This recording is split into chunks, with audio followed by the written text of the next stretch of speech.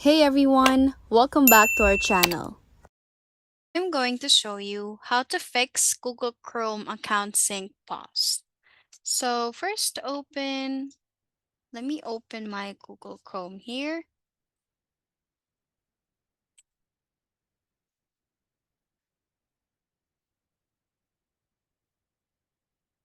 Now what you need to do is to click on the burger icon, that's the three dots on the right part of your screen, and then click on settings.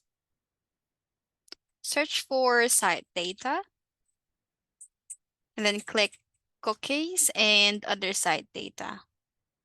Now what you need to do is to click allow all cookies. Your cookies and site data when you close all windows is turned off. And then here, the under sites that can always use cookies, add. And then type in account.google.com and then check the box where it says including third-party cookies on the site and click add. And that's it.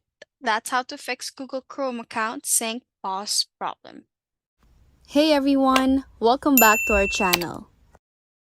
If you like this video, please give us a thumbs up, comment down below, and subscribe to our channel. Thank you for watching.